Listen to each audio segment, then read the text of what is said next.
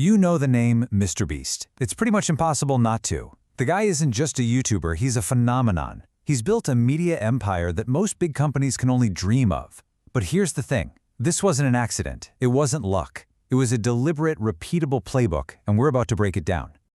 First, just to get our heads around the scale here, we're talking over 175 million subscribers on his main channel alone. That makes him one of the most followed people on the entire planet. But you know what? That huge number, it's really just a symptom of his success. It's not the cause. $4 million. Let that sink in. That was the budget for a single video, his real-life Squid Game. I mean, he consistently spends millions on his content. That's a level of production that's it's totally unheard of in the creator world. So yeah, that brings us to the big question. How did he do it? How did this kid from a small town build this massive digital empire? Well, like I said, it wasn't a secret formula or just dumb luck. It was a playbook, and it's built on a few core pillars that honestly anyone can learn from. Let's dig into the first one. Okay, so pillar number 1, this isn't a strategy or some kind of business tactic, it's a mindset. Before any of the crazy viral videos or the million-dollar giveaways, his success was built on a foundation of just a singular, all-consuming obsession. And this wasn't an overnight thing. Look at this timeline. At just 13 years old, he decided this was going to be his life's mission. All through his teen years, while other kids were doing, normal teen stuff, he was studying YouTube, like it was his job. By 18, he finds his tribe online, a few other creators who were just as obsessed, and they would literally talk for 10 hours a day just breaking down what makes a good video. They even made a pact. No distractions, no parties, just YouTube, sleep, repeat. And this quote just says it all, doesn't it? He believes it takes a decade of that kind of laser focus to really achieve something huge. This obsession, it wasn't just some phase. It was the engine. It was the fuel that powered every single thing that came after. So with that insane obsession as the foundation, he needed a financial strategy to actually make it all happen.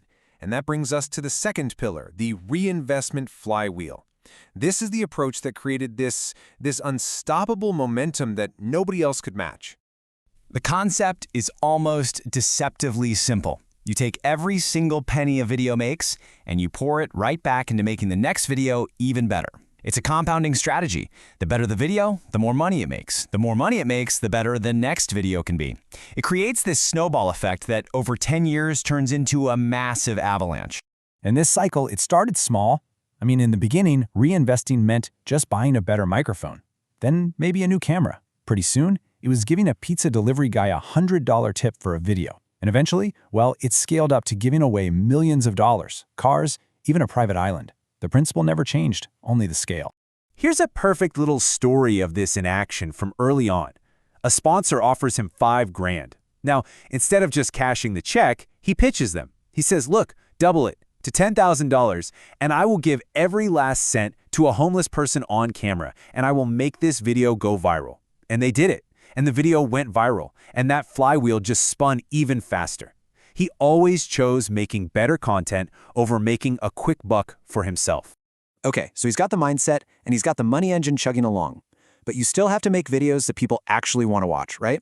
And this brings us to pillar 3, his data-driven, almost scientific approach to making content that you can't not click on it. His whole content strategy really boils down to 3 simple goals. Goal number 1, make them click. He obsesses over every pixel of a thumbnail, every word of a title. Goal number 2, make them watch. The first 10 seconds of a video have one job and one job only. Get the hook in deep. And goal 3, make them happy. The video has to deliver on its promise and leave you feeling satisfied. He's convinced that if you can nail these 3 things, the algorithm has no choice but to push your content. And the data, well, the data proves he's right. The average video on YouTube keeps its audience for about 30% of the video. MrBeast's videos, a mind-blowing 70% retention. Keeping that many people glued to the screen for that long is the secret key to unlocking massive views. It's a huge signal to the YouTube algorithm that people love this stuff, so it just shows it to millions more. So we've got the obsession, the reinvestment, and the science.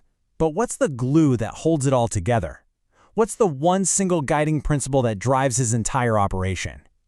Well, it all comes down to asking the right question. See, most creators, they ask the wrong question. They're focused on the metrics. How do I get more views? How do I get more subscribers?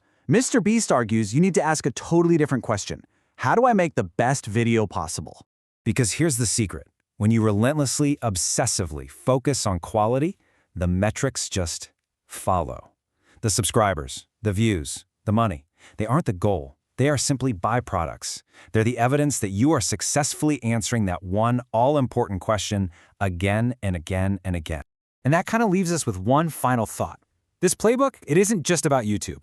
It's really a framework for excellence in anything. So the real takeaway here isn't just about how MrBeast got famous.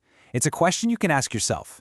In whatever you do, in your passion, what is the best possible thing you can create?